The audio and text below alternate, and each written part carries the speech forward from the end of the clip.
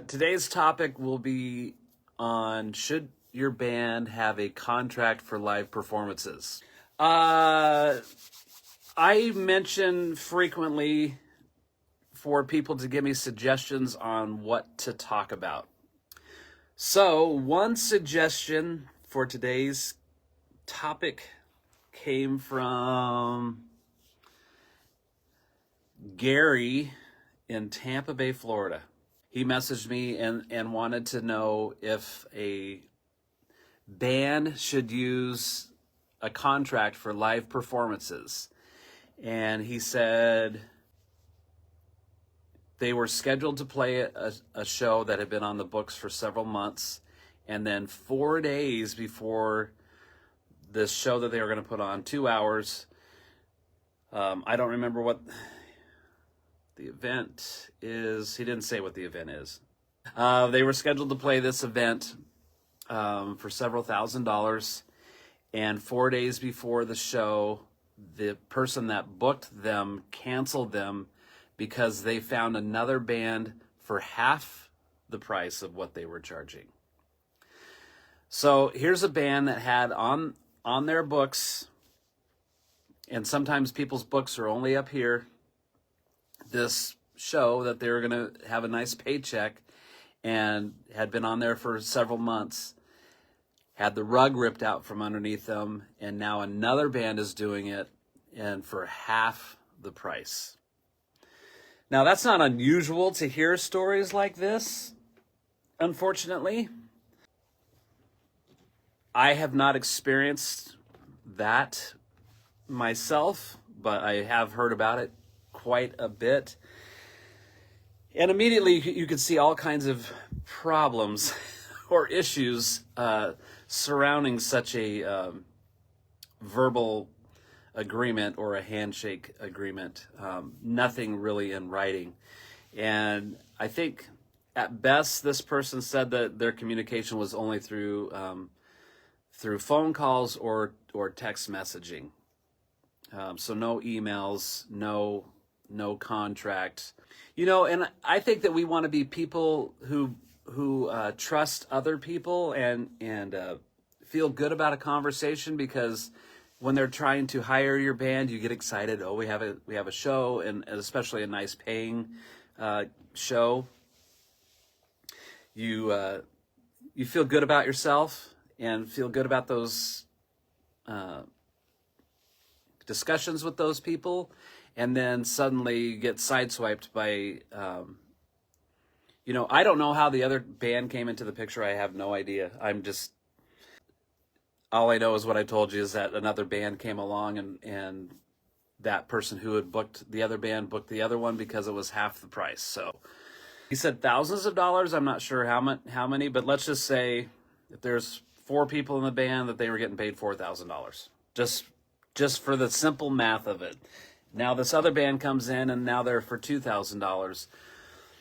Well, here's several problems. One, now there's a tense relationship between the person booking the original band, and of course, I'm sure there's not kind things being said about this event.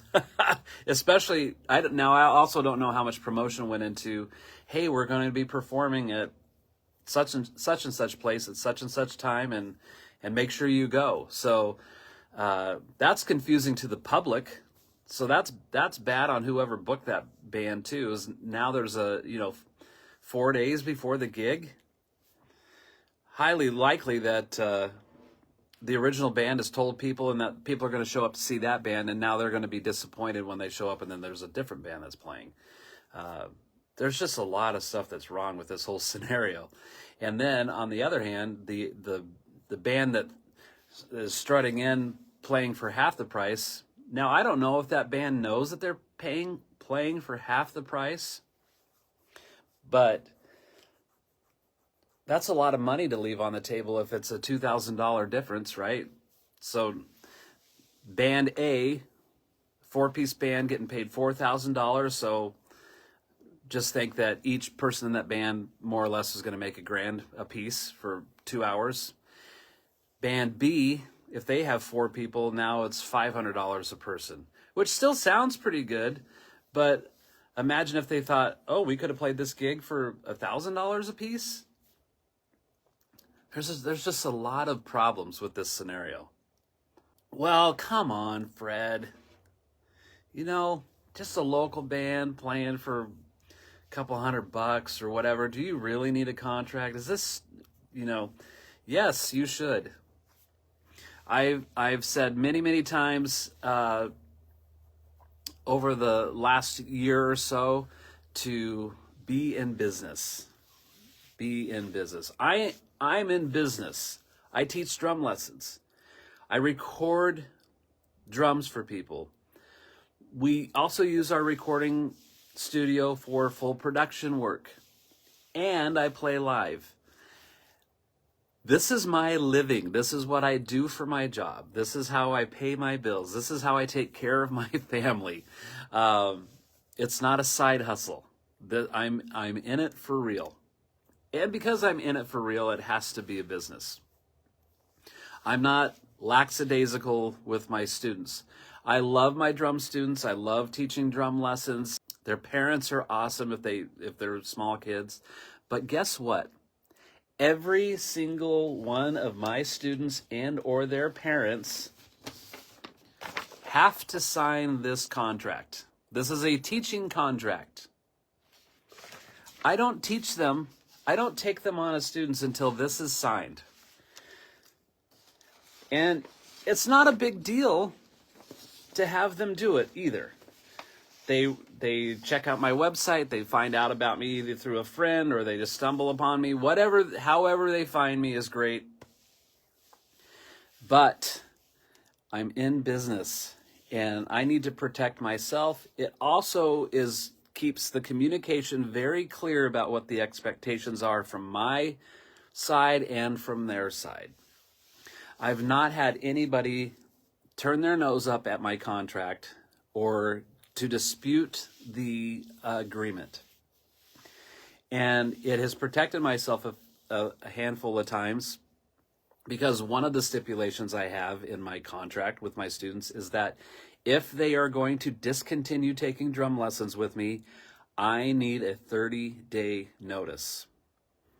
Because without that 30-day notice, like say they show up the second week of the month, they have 2 weeks left and they say, I can't take drum lessons anymore or whatever. They still at least owe me for the first 2 weeks of the next month. Or if they tell me the last day of the month and say I'm done taking lessons, they still owe me for the next month. So they know that if they're going to discontinue taking lessons, they can tell me at the beginning of the month or the end of the month before, and they say, hey, next month is going to be my last month taking drum lessons. And it's up to them if they want to show up or not. But I have a contract that protects myself and my business. Imagine you go to work and your boss tells you, oh, by the way, your check this month is going to be $200 or $300 less than it was last month. Well, why? Oh, just because. I don't think that you'd be very accepting of that situation. So treat yourself or your band like a business. Because guess what? The person that is hiring you, they're in business. They own a bar or they manage a bar or a club or a venue or whatever it is. They're an owner. Guess what? Those people are in business. So why shouldn't you be in business? Well, we just do it for the love of it, and you know what? If that's the case, great. But you're going to get bit in the butt. It's going to happen. It's going to happen. You're going to be stuck somewhere. All right, let me check up on a couple of comments. So Mike is here and whoa, Mike, you got a lot to say. Let's check up. This is what I like about this interactive show. Mike Arrington. Mike, how are you this morning? Mike says, yep, my trio had a good gig booking to get confirmed back in April for an August show. Good money. They offered the money up front, so we said it was actually our rate, and everyone was happy. A few days later, the lady that booked us asked how close to the date she could cancel us. I told the band leader we need a contract immediately. He told her if she was already talking about canceling, we were going to draw up a contract. She canceled us immediately, which we ended up with a different gig. So all was good. She ended up getting a solo acoustic act, and I think she paid them $150. Yeah, sounds like there's a lot of sidestepping some issues. Mrs. Fisher says the only thing the guy booking the gig cares about is that he's saving some money. If anything, he'll be happy that the other band's fans are showing up because it'll just be that many more people showing up. People who do that don't care. Yeah. First of all, if you're a band and you need to have a contract to put together, there are so many templates that can get you started that you could just Google search. The one that Midline had and used for years, especially when we were really busy and touring and things like that, I got that from a gentleman by the name of Mel Swint, who was a manager for NWA. That was where we started with our contract. Chris Park says, great topic. Thanks, Chris. So we took that contract and we modified it for our situation. So communication. That is such a key element in every aspect of everything that you do, is having great, clear communication. I don't know many people who are excited about their day-to-day life with poor communication, because poor communication is very frustrating, because you just feel like you live in a fog of what if, is this actually happening? No certainty of anything, right? So what should your contract entail? I think being really upfront right away. I grabbed this contract a moment ago and showed you. I don't wait till I've been teaching this person for several months and go, oh, by the way, I have a contract. It's typically one of the very first things of discussion. So if somebody emails me or messages me, calls me or whatever, says, hey, I'm interested in taking drum lessons, or my son or daughter is interested in taking drum lessons, can you tell me more? Yes, I would love to help out. Here is my website. Under the Lessons tab, you will find my schedule. Find the day and time that works best for you. Also, please read in detail the frequently asked questions page, the FAQ page, for all the information on tuition and studio policies. Let me know how I can help.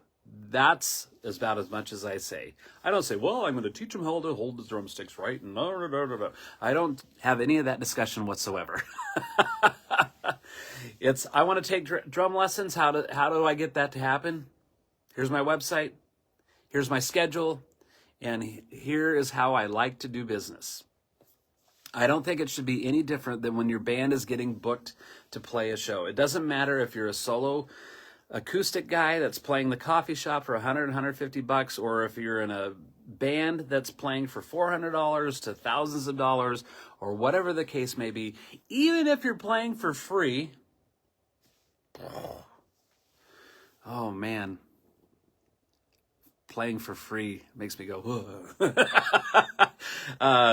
there are situations I would do it. You gotta decide what's important to you. You still need to have, regardless of what it is, you need to have clear communication about what you're doing and when and where. All right, so this guy in Florida is, hang on, the producer's weighing in.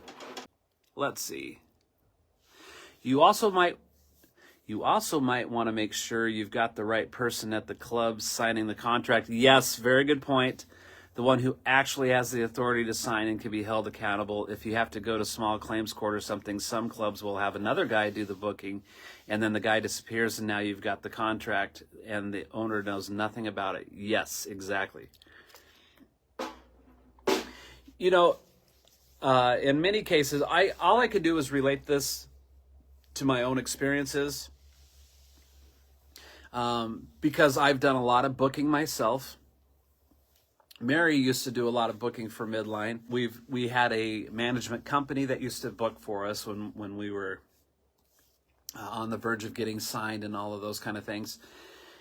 A lot of times the talent buyer or whoever's hiring you is almost never at the show. They have their day job and they're doing whatever they are doing, and they're booking the bands and they're signing the contract or things of that nature, and rarely are those people ever at that gig. But I do ask them, who will be the person in charge that evening? Who is my check-in person? They'll say, you're going to deal with our manager so-and-so, or you're going to deal with the stage manager so-and-so, or whoever.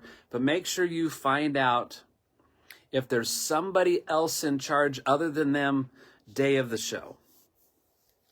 It's really, really important to know who's in charge when you get there, because depending on where you are, now if you're just playing in a bar, in a small thing, whoever's on staff that night, the bartender or whatever, they may be in charge. They might not know anything about your agreement with the person who booked you. So case in point, have a signed copy of your contract with you so that you can show them, hey, I was talking to Renee and she's the one that booked us, and this is what we agreed to be paid and when and how and all of that stuff. And they'll go, oh, okay, no problem. But make sure, because to Mary's point, a lot of times that the person that you're dealing with that's booking you and making your arrangements or whatever, more often than not will never even be there. Mr. Harrison, back in the day, most gigs had contracts. Nowadays, so many people have cut out management, booking agents, etc., and don't think about the level of protection a contract can provide. Yep, that is very true. I would think, James, that we've lost the ability to be in business, that our mentors before us are getting fewer and we're learning less. So we need to make sure we have the right people in our corners. We used to have this running joke in the band that it's not a show until it's over. Yes, Mark, contracts protect both. Most definitely. It's because we as musicians are out there working and we're providing a service. Now, is it wrong that we're in love with this service? No, it's not wrong. It's great. You're told your whole life, find something that you're in love with and find a way to make that your living, or if you have a job you love, you'll never work a day in your life, those kind of things. So protect yourself. It's okay to protect yourself. Yes, and you can work out problems beforehand. Mark, you're absolutely 100% correct. Okay, so Thomas's question, he's asking what you get paid, or what a fair amount of money is to get paid for these types of shows, and also how does the money get split up for merchandise? Okay, I'll try to answer those questions best I can. So what a fair amount of money is to be paid for a gig. This can be a touchy subject for a lot of people. A lot of times people are scared to ask for what they actually want. It's always been a rule of mine, whatever band we're in, that we do not discuss what we make with other bands.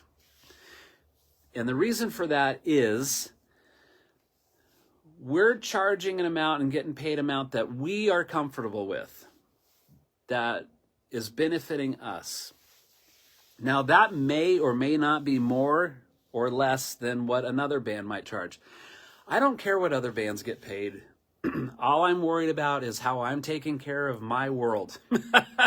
So make sure that you're charging what you're comfortable with. What also goes hand in hand with that is some people will claim, well, there's only a certain amount of money that you can make playing locally.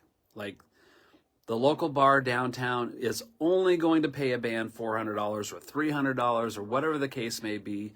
And they're never going to pay a band more than that. It doesn't matter who the band is. Well, you can swim in that circle for a little bit, But once you have more experience and once your band becomes more popular, maybe you don't have to play that venue anymore. Maybe you move on to something bigger that where they do have a larger budget for that kind of stuff. But you have to kind of find out where the edge is. I mean, I don't think that you can be a brand new band and you just don't have it together and show up and go, oh, you're going to pay my band $1,000. Highly unlikely. But once you get some experience under your belt, you pay your dues, so to speak. It's just like leveling up, you know. Talk about younger teenagers when they enter the workforce, say that they're working at McDonald's. Why are they working at McDonald's and they're not the CEO of Hewlett-Packard? Because you have to earn your way there, right? You don't just start at the top, rarely. So it's the same with playing and performing music. You start somewhere near the bottom where some venue is going to give you a chance to perform. But you don't want to stay at that level forever and ever and ever, because that level's only going to pay a certain amount of money. But there are bands that get stuck on the bottom level, and it's like a cul-de-sac. There's no road out, you know, or they're in a roundabout. They're stuck in the circle, but they won't take the exit to move forward, and they're stuck in this roundabout, and they're like, well, just accept that life sucks and you're just going to keep going around in circles and nothing's ever going to get... Well, if you turn the wheel the other direction and go down this road, you escape that, right? You got to change your way of thinking. Be in business. Be in business. And then Thomas's other question was about merchandise. That's something that you should definitely have in your contract. I know certain venues will want to try to take some of your merchandise sales. A lot of times it's 10 to 20% of your sales. How do they regulate that? That's that's a little mystery in and of itself. But if you are selling merchandise at your show and you have your own people selling merchandise, then you need to make it clear in your contract that the venue that's hiring you will not participate in any of the money that goes from merchandise sales at all, ever. Now, if you have merchandise and they have somebody who runs it for you, like they have somebody on staff that is a dedicated person to running your merch table, then you may consider working out an arrangement where they take a certain percentage of your sales because they provided the person to sell it for you. That's the only case that I would see that would be acceptable. So it's like if your band's getting paid X amount of money to play and then they're taking X amount of money from you for your t-shirt sales, try to get that worked out to where that is not happening, okay? There's certain gigs I've played around the country that sometimes bars and stuff will not allow you to sell your merchandise at the show. Why that is, I don't know. But it has happened. You need to make sure that you find out if that's the case or not. I've even played at venues in recent history that they frown upon putting your band banner up behind. I don't know why that is either. So there's all these things to consider when you're working, that you have a harmonious relationship with the person that's hiring you, and be very, very clear in that communication. It's really important. Mark says, I was told in a contract I had to use the house set. We used triggered sounds and a lot of stuff, had it modified before the show. Yeah, Mark, I've been in a few of those situations myself. I do not use triggers, so I don't know how much that might interrupt your process. But yeah, knowing that ahead of time, it sounds like at least that you had it worked out beforehand. Yeah, you know, I don't know what this situation is all the time for having to use house gear. I will tell you that the first time I played the Viper Room, we were doing a showcase show. We had just got signed with our record label, and we spent a lot of time in LA for a few days. We did a meet and greet at Tower Records, which, if I remember right, was more or less across the street from the Viper Room, and lots of press and those kind of things. And it was really, really cool. But you used all Viper Room's backline gear. Now, sometimes that can make you nervous if you're a guitar player, bass player, drummer, that you're going to play on their equipment. The Viper Room had #1 equipment. They had a really nice DW collector's kit. Counting Crows had played the Viper Room the night before, and so the drum kit had all brand new drum heads on it. Viper Room had a lot of cymbals to choose from. I think they were all Zildjian cymbals, but they had A's and they had K's and customs and all kinds of gear. So if you ever played LA on the Sunset Strip, it's pretty difficult to get a truck or trailer in anywhere near where you're going to be playing to load gear in and out. And because of that, the Viper Room had Marshall amps, they had Ampeg bass rig, everything that we needed and wanted that we would have been bringing into the club anyway. I play a DW Collector's Series kit. I'm currently playing Peisty cymbals, but the guys use Marshall cabinets and heads, and Stymie used Ampeg. So it was almost like using our own stuff. That was one of those situations where they were like, yeah, you use the house gear, just bring your guitars in, bring your drumsticks. That was a situation that was really beneficial. Here's another thing that gets sprung on bands frequently, like I tell you about leveling up. Sometimes when you're opening up for a national act, or even if you're doing a short little leg of a tour with a national act, that national act has pricing set on their merchandise. So a lot of times they will tell the opening bands that you have to price match their merch. So if normally I would sell this hat for $10 and the touring band would sell it for $30, you would have to sell your hats for $30. Or your t-shirts, you would have to price match.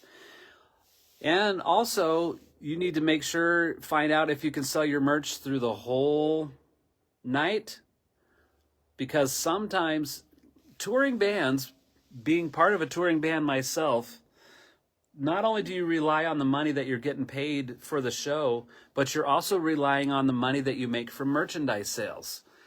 People aren't buying physical albums like they used to. It's very, very little. I think kind of a nostalgia thing is to have a vinyl record to sell. People might be interested in that, but a lot of times bands will have a vinyl record and then they have a thumb drive included in it, so you can just download the music to your computer or whatever. Sometimes national acts will say you can only sell merchandise, your merch, up until this time. So maybe by the time the headlining band starts, that's when you have to stop selling your merch. So sometimes they make you close down your merchandise table early. These are all things to consider in your contract when you're doing business. If you're the only band performing that night, that makes some of that a little bit easier to deal with. It's not impossible to deal with the other direction. We've done it hundreds and hundreds and hundreds of times.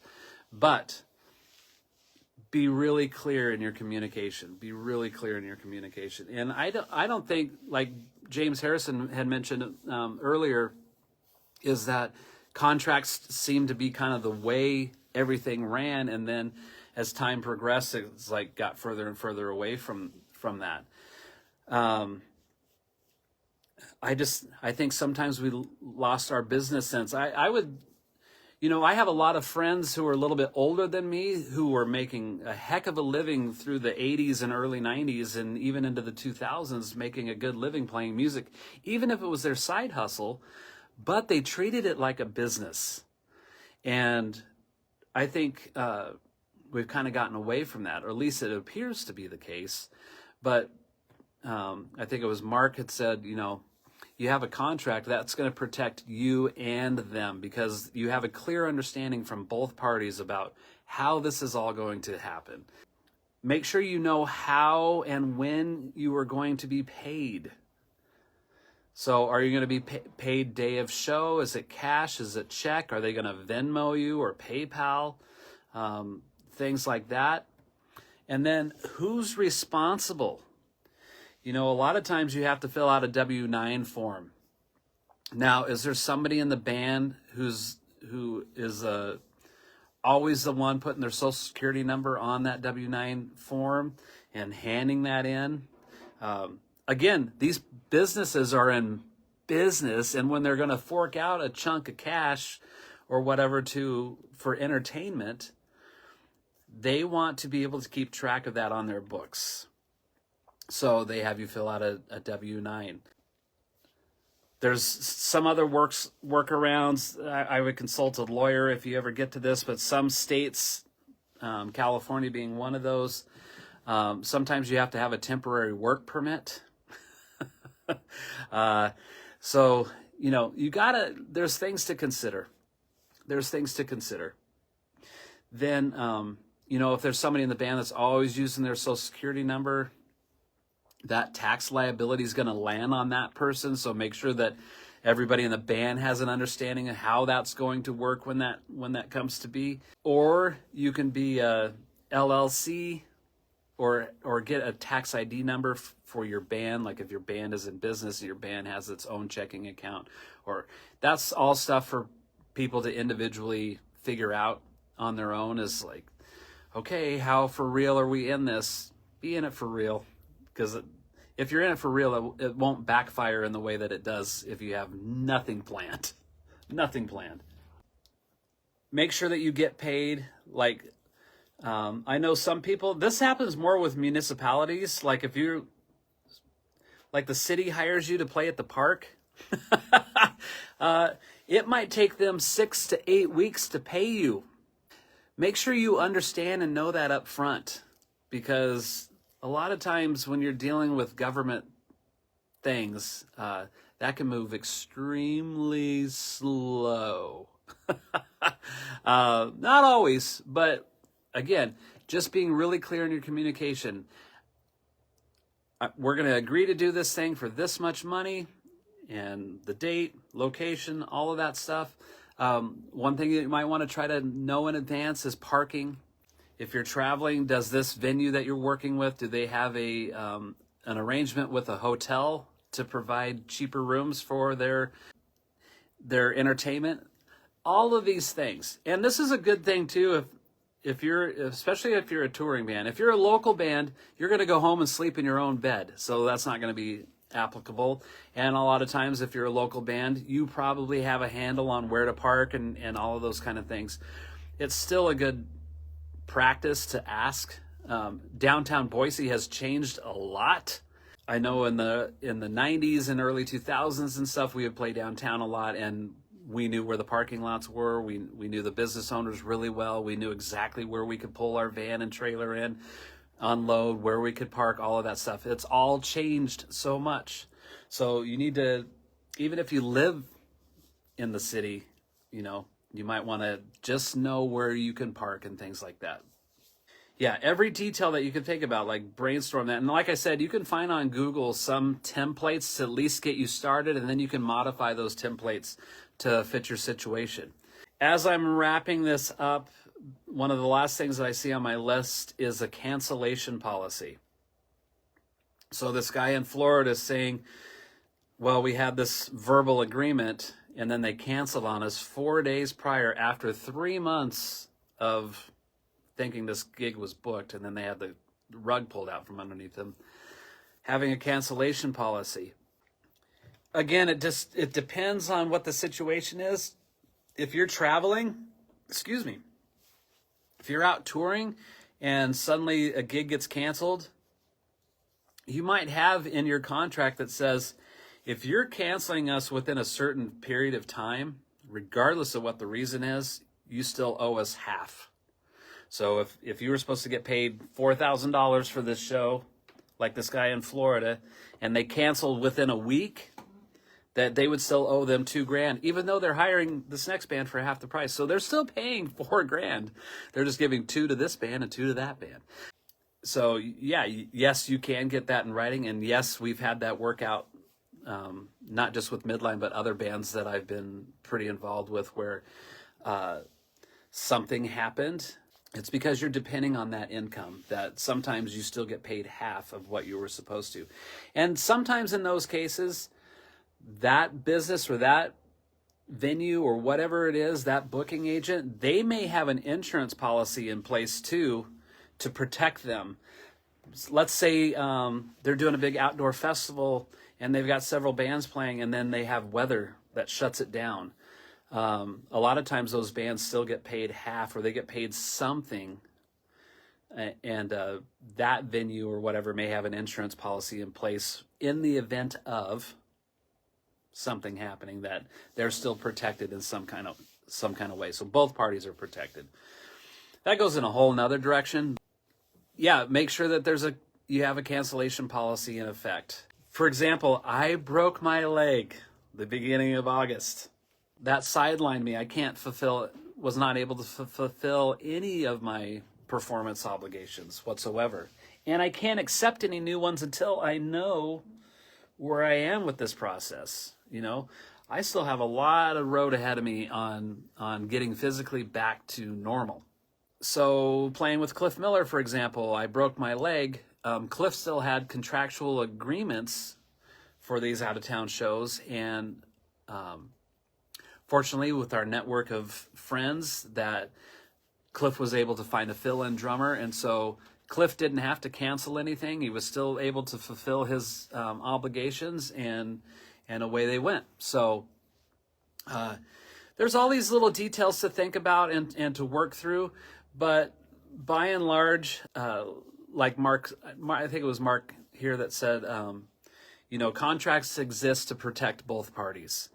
And even if you know the people really, really well, like, Midline used to be kind of like in this big circle of Northwest touring type stuff. We would go to LA frequently, and we play a lot of the same places frequently. Locally, you get to know the venues and the owners and the managers and the talent buyers and the staff and all of that, because you do it for years. Even that being the case, it's like, hey, we want to book you guys for this, that, or whatever. Send your contract over. We'll sign it. Blah blah blah. They know the whole thing. It's having some kind of paper trail that says, hey, this is what's going on, and it's a really good idea to protect yourself. It's not because you're being a jerk, or that you're throwing your weight around, so to speak, or you're so popular and you're famous that you should be able to demand these things. No, that's not the case. You just be in business. Be in business. When I owned my landscaping business, every job I did, there was a contract attached to it. It said, I'm going to provide this service, and it's going to cost you this much, and I'm going to start on this day, and I intend to be done by this day. And then, depending on how large the project was, they made agreements to make progress payments throughout that process. A lot of times there was a deposit made on a job, and then I didn't start that job until I had that deposit in my account. That's how I did business.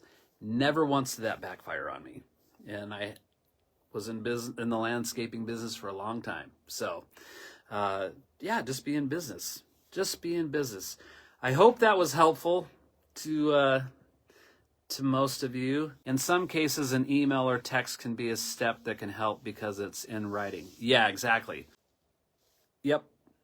Having some text messages or emails, all of that is definitely going to carry more weight than, well, you told me this. I did. Show me. Anybody watch Judge Judy or any of those other shows? I've seen a handful of Judge Judy shows since I've been laid up, and there's times where they're saying this person texted me or whatever, and then they hand their phone, and Judge Judy looks at it and goes, "Oh yeah, you said that they were going to fix the heater at the apartment, and they didn't. Judgment for the plaintiff." Blah, whatever.